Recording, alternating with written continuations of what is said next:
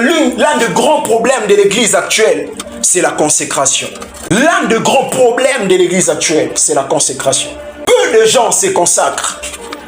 Peu de gens sont mis à part. Aujourd'hui, tu peux regarder un clip chrétien, dit chrétien. Tu éteins juste le son. Tu regardes et puis tu te dis, est-ce que ça c'est un clip chrétien? Tu regardes le chanteur chrétien, on sent le conformisme dans leur tenue, dans leur parure, dans leur façon de se tenir.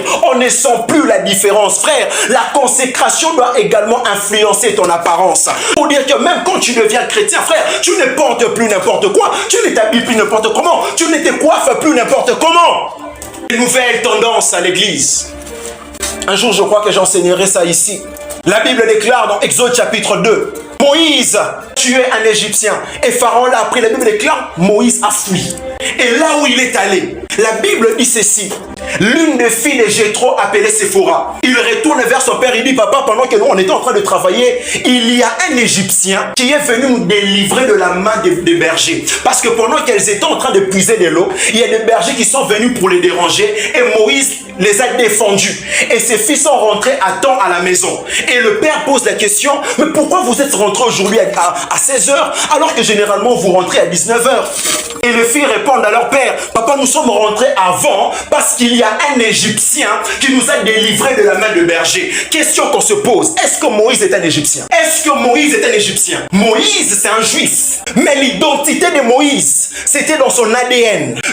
Moïse faisait partie du peuple de Dieu. Mais cette identité-là était dans son ADN. Mais visiblement parlant, Moïse n'avait pas l'apparence d'un Hébreu. Il avait l'apparence d'un Égyptien parce qu'il s'habillait comme les Égyptiens, même si intérieurement il était un Hébreu. C'est ça le problème de l'église. Intérieurement nous avons l'identité de Christ, mais l'apparence des Égyptiens. Intérieurement nous avons l'identité des enfants de Dieu. Mais lorsque nous venons dans le monde, est-ce que lorsqu'on te regarde, on peut dire que toi tu es hébreu ou bien tu es égyptien? On peut dire que tu es chrétien ou bien tu es païen. Lorsque tu te coiffes comme un chrétien, comme un païen, tu t'habilles comme un chrétien, comme un païen. Il n'y a pas de... Alléluia! On ne sent pas la différence. Et on dit que Moïse, c'est un Égyptien.